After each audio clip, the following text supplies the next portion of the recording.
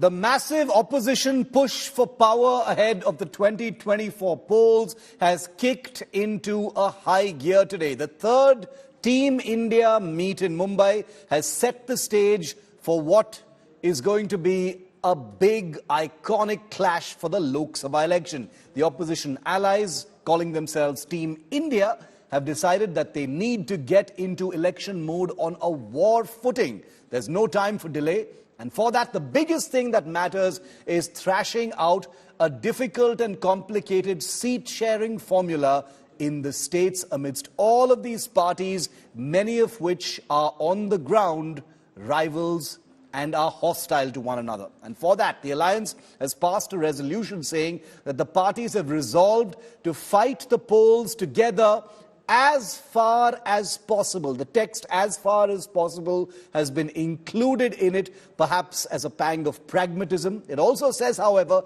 that the seat sharing will be decided in a collaborative spirit of give and take. There is a recognition that this is going to be challenging. It's going to be something that doesn't come easily to many of the parties that make up the Team India alliance, but this is now something that they must all bury their existing differences and focus on uniting over. Seat sharing has to go smoothly because there is no time to waste. A 14-member coordination committee amidst these 23 parties has also been announced, although a convener, like one boss, a convener, has still not been named. The top leaders of the alliance addressed a press conference just before we began this broadcast in Mumbai, where they declared that Team India would defeat Narendra Modi.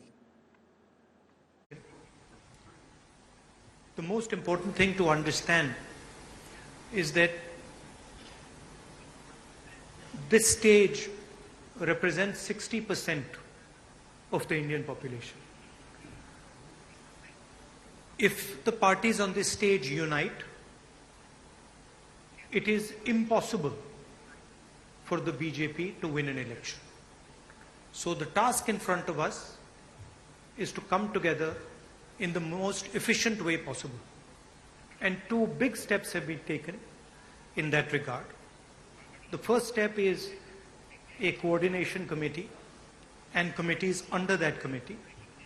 And the second step is a decision that we will expedite all seat-sharing discussions and decisions and make them happen as soon as possible. These are two very, very powerful steps in ensuring that the India alliance defeats the BJP.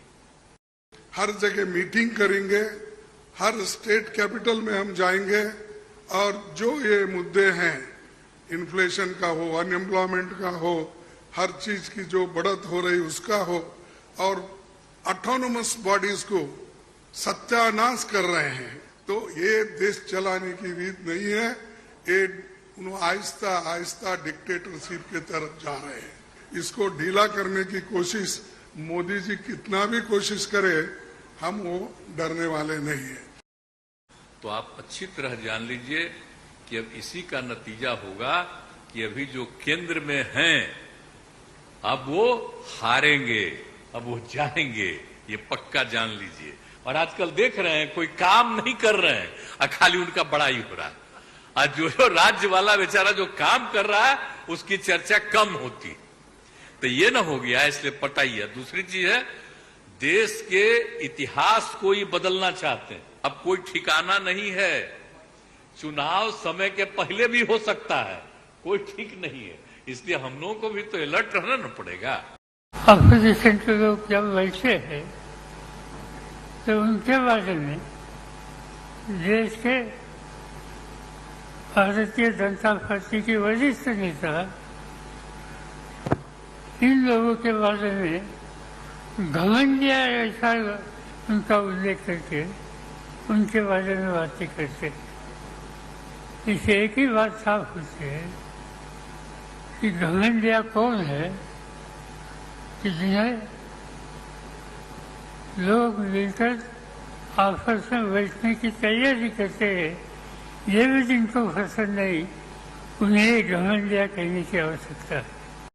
ये बात भी सच है कि जैसे जैसे हम करीब आते जा रहे हैं, एक कदम कदम कदम आगे बढ़ते जा रहे हैं, तो इंडिया के विरोधी दल में घबराहट हो रही है। और हम सारे लोगों ने तय किया है कि आने वाले चुनाव में हम तानाशाही के खिलाफ लड़ेंगे। एक डर है, मन में डर है, क्या होगा, अब सेशन होने जा रहा है, क्यों बुलाए हैं, क्या होगा, आधी रात कुछ एक घोषणा हो जाती है, आज से ये बंद, आज से ये चालू। तो ये जो डर है, सब लोगों को हम एक विश्वास दिलाना चाहते हैं कि डरिए मत, भय मुक्त भारत के लिए हम सारे लोग इकट्ठा आए हैं। मैं पिछली 3 मीटिंग अटेंड कर चुका। मैं आपको पूरी जिम्मेदारी के साथ कह सकता हूं, जितनी अच्छे से और जितने प्यार और मोहब्बत से सारी मीटिंग्स हुई हैं, किसी के साथ लड़ाई नहीं है। और यहां पे जितने लोग बैठे हैं, कोई पद के लिए नहीं आया, सब 140 करोड़ लोगों के इस भारत देश को बचाने के लिए आए हैं, इसको तरक्की के रास्ते पे ले जाने के लिए आए हैं। कोई यहाँ पे पद के लिए नहीं आया है। ये सवाल चेहरे का नहीं है। सबसे खुशी की बात यह कि सब लोग साथ आ गए और साथ आकर के जब अलग अलग विचारधारा के लोग साथ आए हैं, तो मैं समझता हूँ नाम भी आ जाएगा बहुत जल्दी। பிரதமராக இருக்கக்கூடிய மோடி அவர்கள் எங்கே போனாலும், அது அரசு நிகழ்ச்சியா இருந்தாலும் சரி, கட்சி நிகழ்ச்சியா இருந்தாலும் சரி, அல்லது தனிப்பட்ட எந்த நிகழ்ச்சிக்கு போனாலும் அங்கெல்லாம் இந்த 9 வருஷமா செஞ்சிருக்கக்கூடிய சாதனைகளை பற்றி சொல்ல முடியாம சிறந்த ஆட்சி நடத்திக்கிட்டு இருக்கோங்கிறத வெளிப்படையாக சொல்ல முடியாத அளவுக்கு அவர் ஆளாகி, நாங்க அமைச்சிருக்கக்கூடிய இந்தியாவுடைய கூட்டணியை பற்றி அவர் அடிக்கடி பேசிக்கிட்டு இருக்கிறாரு. Okay, let's get a sense of, what many of these statements by all of these leaders on stage signal moment for opposition unity. The resolution has been issued, the focus, the direction of the Team India alliance has been set down, seat sharing and the other big challenges come next. I want to go across to India's #1 political team, tracking the story from Mumbai and Delhi. India Today's Mumbai chief Sahil Joshi, Mosmi Singh there. India Today's Priti Chaudhary also tracking all developments here as we hear from all of those elements in the Team India alliance. Sahil, first to you. All the top leaders on stage, the optics were fabulous. All the right things have been said. The difficult work starts now, and it looks like seat sharing talks are going to begin immediately.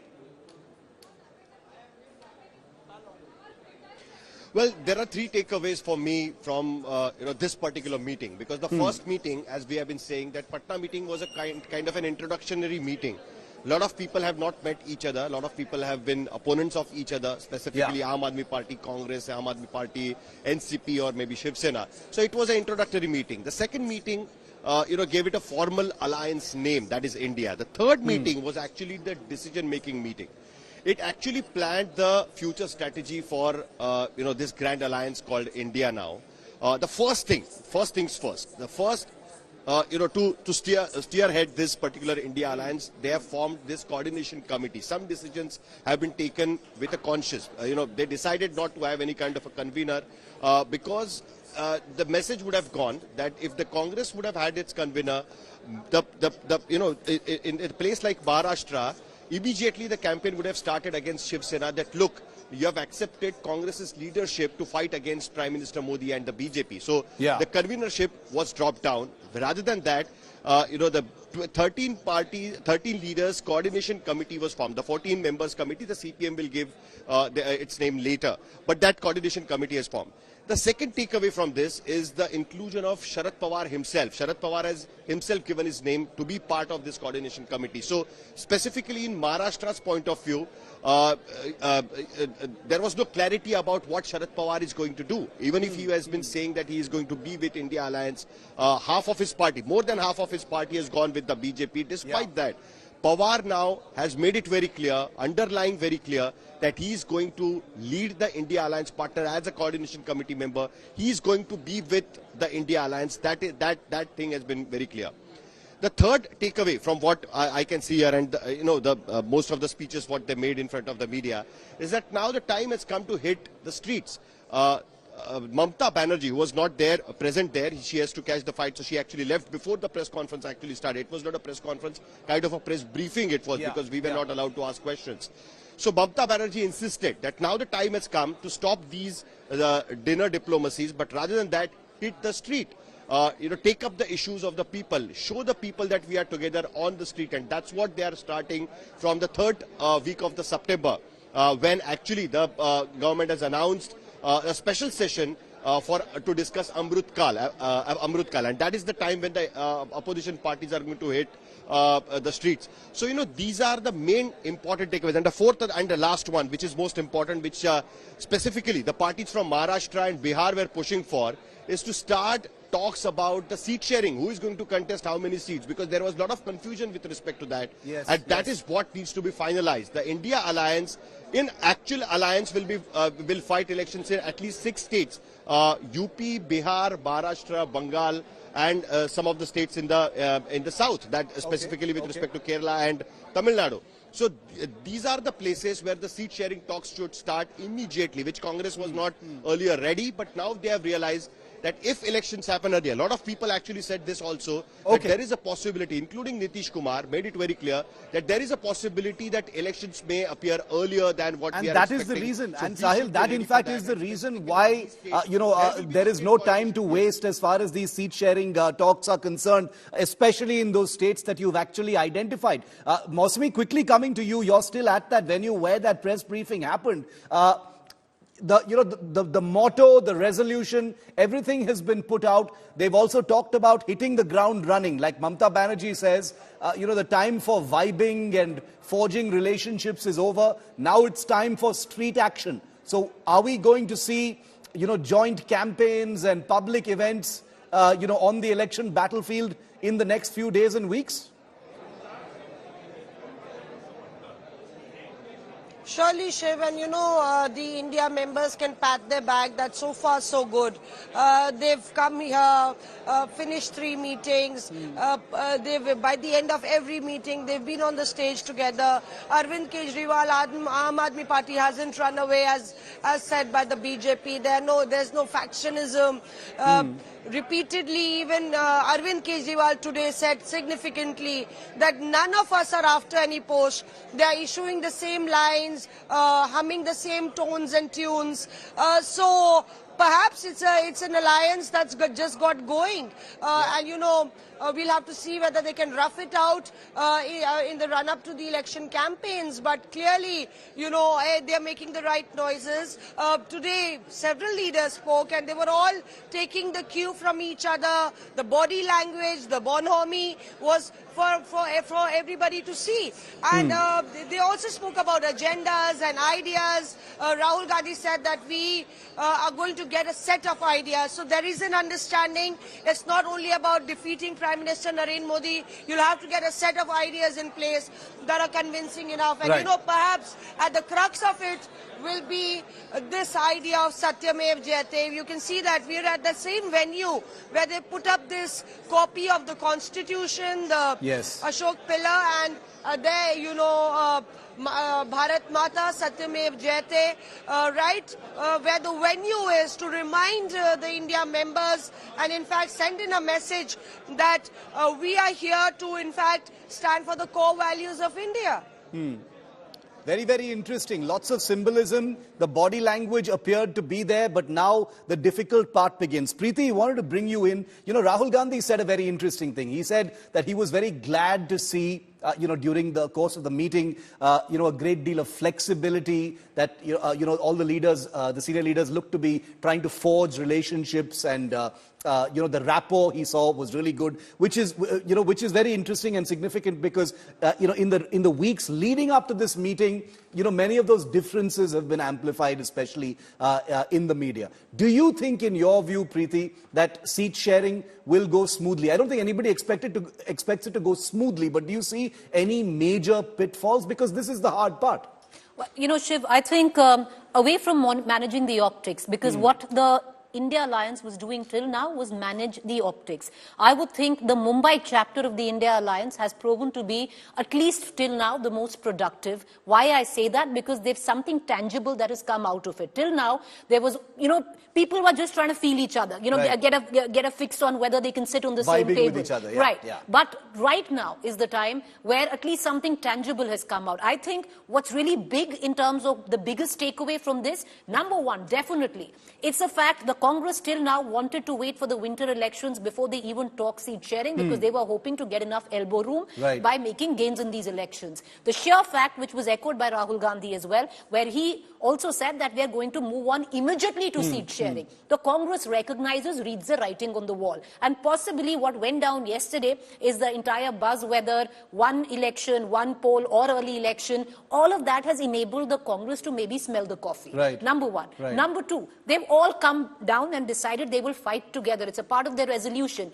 Now, I'll give you an example. In Arvind Kejriwal, it's very rare that you would see a press conference, by somebody from the India Alliance where the one of the senior leaders, which was Atashi in this case, sit and say that my leader does not want to be the Prime Minister. He will not be the Prime Minister. Right. So they are making a clear public messaging, very clear, that, this is not their worry. This is going to be the last of it. Number three, the sheer fact in 2 weeks from time, Shiv, that you're going to come out and the special session is going to go out. Yeah. The India Alliance is going to be holding public rallies, if it actually gets down to it, which I think is what the plan is. But ultimately, what is the biggest takeaway? Look at that 13-member committee, right? There are chief ministers in that committee. It's a senior leadership. So they're very serious about the coordination committee. They've already announced the name of the subcommittees as well. There are 3 subcommittees. A campaign committee has been announced. A social media committee has been announced. A media committee has been announced. But when it comes down to the coordination committee, we were very right that there is not going to be a coordinator named. Right. But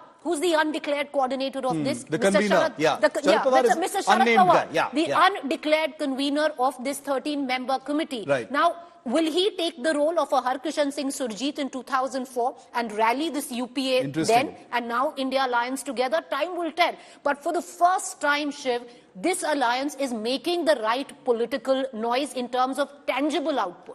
Very, very interesting. So even though a convener has not officially been announced, for all practical purposes, it seems that's basically what has happened in the name of Sharad Pawar. Sahil, I'm coming to you in just 30 seconds. I just want to play out one piece of graphical data for our viewers, and then I'm coming straight to you, Sahil, because Team India is padding up for the 2024 war. Now it's about action. All the sentiments are done. Now it's about getting to the actual brass tacks. Let's see how some of the numbers stack up. This is from the recent Mood of the Nation poll that India Today had commissioned via C-Voter. This is the data for the 2019 Lok Sabha election, where India Allies got 144 seats compared to 335 that the NDA bagged. That's in 2019. In terms of vote share, the India Bloc polled 36% votes. Of course, it wasn't the India Bloc at that time, as compared to 41% for the NDA. So this is what it looked like in 2019. I'll play some more figures in just a moment for you. But Sahil, you wanted to make a point on this convener issue. Go ahead.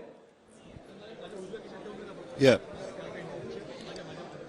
Well, the interesting part of the whole thing, most of the people here were expecting that the coordination committee, it will be a toothless tiger. Most of the people will not be part of the coordination committee. For the sake of it, they will have a coordination committee. But that has not happened.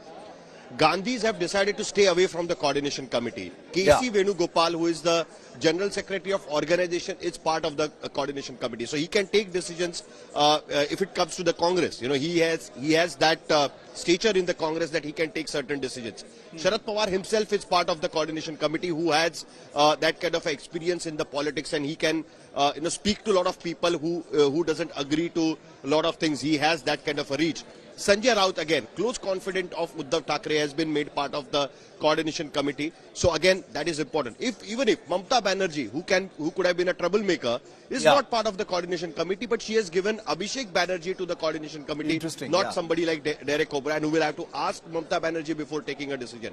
So look at the coordination committee. It's not a namesake coordination committee. The coordination committee can take decisions, and that is what the India Alliance partners are saying, that we are serious about what we are trying to do. Now, they know that their strength actually right now lies in some part of the west and the south part of India. the correction what they will need to do is in the Yes. in the northern part of India, in the Hindi belt of India, and that is where the Congress, Samajwadi Party and Aam Aadmi Party becomes very important. Forget Bihar, but in rest of the part. Okay. So that is the reason why the kind of speeches which has been made inside the meeting or at the press conference, people like Arvind Kejriwal are saying that keep your ego aside. Lalu Prasad Yadav made a very interesting point that this is a time when you should forget what was your past, come together. So there are a lot of firsts for the Congress party also. This is the first time that the Congress has formed a pre-poll alliance with so many parties 8 months before the election. That has never happened before. This is the time, for the first time, Aam Aadmi Party is going to contest in alliance with somebody for the Lok Sabha elections. So the people who were talking about Ekla Chalaure are now part of the alliance. The people who were bloating about their past have tamed down and also decided to be part of the alliance. So this is a major shift, what I can see, as far as the India is concerned in this particular meeting. Okay, so this is not just any random coordination committee, says Sahil. This is something which has been very deeply thought out. Each constituent of that coordination committee has been thoughtfully appointed with a certain purpose, and this is most certainly a coordination committee with teeth. Priti says no convener named, but Sharad Pawar appears to be the first among equals, and he will probably essay that role in the absence of any formal convener being named. Now, let me just share some more information with you, because in the lead up to this entire this big meeting in Mumbai, like I said, the differences or the cracks in the coalition have sought to be amplified across the media. Some of them have become bigger headlines. The AAP versus the Congress in Punjab over the issue of seat sharing. Delhi seat sharing became a big headline point after Alka Lamba went public. Left versus the Trinamool continues to be an ongoing hostility in that state. The Congress versus the Trinamool, with the Trinamool saying that they will not contest seats with the Congress party, even though there was a clarification on that later. The Congress versus the left continues to be a festering issue as far as Kerala is concerned. The left accuses the Congress of joining hands with the BJP. NCP versus Sena. In Maharashtra, Sharad Pawar's meetings with nephew Ajit have angered the Uddhav Sena. The NCP versus the Congress, with the Maharashtra Congress raising concern over the Sharad Pawar, Ajit Pawar meetings. The Samajwadi Party versus the Congress Party in UP. The Congress leaders want to fight elections alone. All of these many different possible divergences have come in. Priti, going forward now, could any of these be a stumbling block of any kind, or with time so short, with the pressure so big, with the buzz of early elections and all the other things that come with the pressures of a looming election, do you think that the flexibility, collaborative give and take spirit that's been explicitly mentioned in the resolution will be the tone and tenor of how things go forward? If the tone and tenor is anything to go by, Shiv, for the first time you've seen every alliance partner very open and willing to compromise, willing to cede.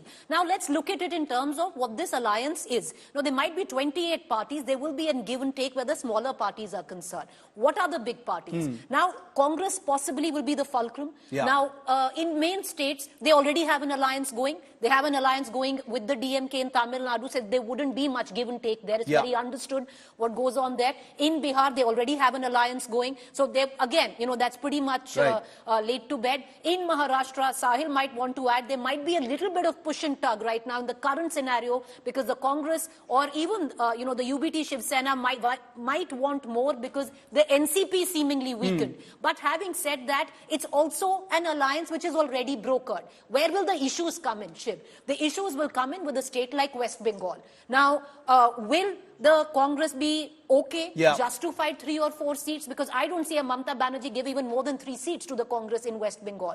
The issues will come in a place like Delhi and Punjab. But this time it seems an Arvind Kejriwal is very willing to cede a bit of ground there. So will it be that, okay, fine, we'll cede space to you in Delhi, you take the lead in Delhi, which is the Congress, but let us take the lead in Punjab because we are already doing better. So in Punjab is what? 13 plus 1, which is 14 seats, Chandigarh. 2 of those are with the BJP. So already 13 lie with technically, what is the India alliance? Correct. Where will issues come in states like Haryana? Because the Aam Aadmi Party wants to make massive gains in Haryana. Another thing I'll tell you, Shiv, in the light of all of this, if things go completely, calmly, like what seems to have gone in right now, there are already indications that a party like the Aam Aadmi Party in the upcoming winter elections might fight these elections very much like they fought Karnataka, which is just to fight it, to keep the cadre motivated, but you know how they fought Karnataka, not fight it. Very, very interesting. So many moving parts. It would, it would be so fascinating to be able to sit in on some of these meetings that are going to happen now. But the action begins. I think, apart from all these very detailed observations made by, by far India's best political journalists, Priti, Sahil, Mosmi and their teams, I can tell you that for me, the big takeaway is that this is a kind of a line in the sand. Now it's a battle going forward. The, war mode for 2024 sort of begins today. I mean, it has begun earlier as well, but today it becomes about the Team India versus the Modi government, and we'll have to see how it goes. Of course, Priti, me, Sahil, Mosmi, and all of our teams will be there at every step of the way to bring you all of these big developments. Priti, Sahil, Mosmi, thanks so much for the moment. Well, remember that one of the things that's added such a huge amount of urgency to the Team India proceedings and everything else is a wave of speculation regarding the purpose behind the special parliament session that's been called by the government. The centre has now established a committee focused on the concept of one nation, one poll. In other words, one season of elections at the centre, at the state level, that happens once every 5 years, and at the same time, in order to alleviate the wastage of resources and energy that could be used elsewhere, and the country doesn't need to be in constant election mode. Well, the committee, chaired by former President Ramnath Kovind, has triggered discussions on whether the Modi government intends to enact a legislation to implement one nation, one poll in the foreseeable future. Take a look.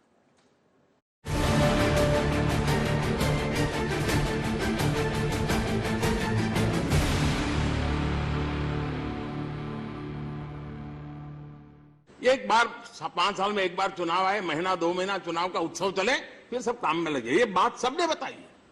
क्या ये समय की मांग नहीं है कि हमारे देश में कम से कम मतदाता सूची तो एक हो?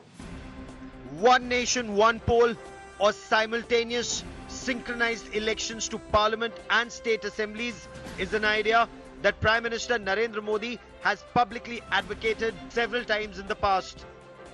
The Narendra Modi government has now set up a committee to study the proposal and submit its report. The panel will be headed by former President of India, Ramnath Kovind. The committee will have a former Chief Justice of India, a former Cabinet Secretary, and a former Chief Election Commissioner as its members. BJP President JP Nadda on Friday met former President Ramnath Kovind. Soon after, the former president was tasked with the responsibility of heading the committee on simultaneous elections. The announcement caught the opposition completely by surprise. Vehemently opposing the proposal, the opposition India Alliance called One Nation, One Poll unconstitutional and against the basic principles of democracy. How come all these distractions come only whenever PM Modi's friends are in trouble? Have they spoken to Election Commission at length? Have they seen the pros and cons? If they have, where is it? Shouldn't they put it up for public debate, or shouldn't they call up all? Shouldn't they call all the political parties, regional and national parties, for a discussion on the pros and cons of it? It requires constitutional amendments. क्या important और core issue 2014 से नहीं था? 2023 में याद आ गया जब सत्ता हाथ से जा रही है। 3 कमेटी रिपोर्ट्स बहुत स्पष्ट तरीके से कहती हैं कि 5 अमेंडमेंट्स करने पड़ेंगे। स्टेट असेंबलीज में ये आधे से ज्यादा मेजॉरिटी होगी तब ये पारित होंगे। तो दुनिया को और देश को बेवकूफ बनाना बंद करें। देश के एजेंडा पे, इंडिया के एजेंडा पे चर्चा करें। ये बार-बार अनएथिकल, इमोरल, इम्परमिसिबल अमेंडमेंट्स जो करते हैं, जो लगातार कॉन्स्टिट्यूशन पे और फेडरलिज्म पे प्रहार जो करते हैं, अगर कंसंट्रेशन ऑफ पावर एक जगह हो जाता है तो वो निश्चित तौर पे देश के लिए बहुत खतरे की बात है और मुझे ये सीक्रेसी समझ नहीं आती। The BJP responded positively to the concept of simultaneous elections, saying that it is the need of the hour. Bharat में एक सरकार लोकसभा में मीन सेंट्रल में चुन के आते हैं, उसके बाद सारे 5 वर्ष कहीं ना कहीं चुनाव चलता रहता है, इसीलिए डिसीजन मेकिंग प्रोसेस में भी कई प्रॉब्लम होता है।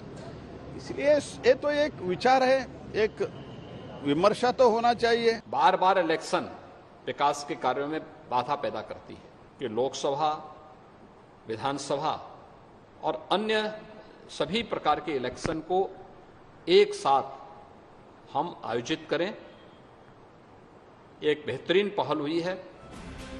The biggest challenge in the way of one nation, one election is to synchronize the terms of various state legislative assemblies and the Lok Sabha. Simultaneous elections are not a new concept, having taken place 4 times in 1952, 1957, 1962 and 1967 elections in India. Bureau Report, India Today. The India alliance has come together in a grand signal moment for opposition unity. The leaders have made all the right noises, the optics have been excellent. In an age of event management, this event was excellently executed. But the obvious contradictions, compulsions and cracks appear to have come screaming out in the first sentence of the resolution that Team India has put out, where they proclaim that the parties hereby resolve to contest the forthcoming Lok Sabha elections together as far as possible. Together as far as possible. Those words may have been included in a spirit of candor, pragmatism and acceptance of the obvious differences that exist between many of these new frenemies. But if you think about it, there couldn't possibly be a more honest admission of this difficult reality. Together as far as possible. It's true. The India Alliance has said that seat sharing will take place in a collaborative spirit of give and take. But nice words oftentimes mask an underlying reality. The Congress and the Aam Aadmi Party don't want to share seats in Punjab. Neither do they want to in Delhi. The left won't share space with the Trinamool in Bengal. The Trinamool won't share seats with the Congress. The Congress and the left won't share space in Kerala. It's true that many of these bickerings have come into the public domain courtesy lower rung leaders, and these may be glossed over and papered over and fixed by senior leaders who are represented at the Team India Alliance. But that doesn't mean they don't continue to be challenges. Many of these parties exist thanks to the decimation of others who are sitting beside them. The Congress and the Aam Aadmi Party, the left and the Trinamool. But what the India Alliance has done today is not small. They've put in place a coordination committee that will have the truly onerous task of coordinating between parties that must rapidly put their legacy, distrust and dislike of each other aside and work to project not just a united face, but a level of alignment and integration that can be sold to the people of India and convince them to vote out the Modi government. That's a far bigger challenge than anyone is thinking about right now. A day after becoming a lone ranger on the Adani controversy, yesterday inadvertently amplifying the total silence of every other Team India Alliance member on this issue, Rahul Gandhi hit the mark today, in my opinion, by stating that the real work in this opposition meeting has been in forging relationships between the leaders and building rapport. He said he saw flexibility among them, and that could actually be key to the success of this opposition Gathbandhan. Like I said, all the right words and messages, but what the alliance will need, viewer, is a narrative. It doesn't matter what I think. And the alliance will undoubtedly say it has been raising all issues of public interest. But a general election isn't a morality play. It is a battle of perceptions, of narratives, of promises, and credibility. Unity and singularity of purpose cannot just be about deposing Narendra Modi. Any opposition narrative will need to coalesce around a singular vision and what this grouping has to offer to the people of India. As my own colleague Rajdeep Sardesai said in his book 2019, a campaign crafted on negativism has diminishing returns. So far, that vision, at least to me and to millions of others perhaps, isn't apparently clear. And finally, there can't be any half measures in a battle of this kind. Democracy is most certainly about numbers, but when it comes to things like unity, there is no place for half measures. There's no 50% or 75% or 90% when it comes to unity. There's no as far as possible when the fight is this big, when the prize is the country itself. Pragmatism has its place, but if the elements that make up the India alliance themselves don't buy into the possibility of total unity, of purpose and execution, how can they expect the Indian public to? Like I said, the hard part begins now. There's no reason to believe that it won't go smoothly. A strong opposition is crucial for democracy, and India most definitely needs one. Here's wishing the India alliance the very best on the road to 2024.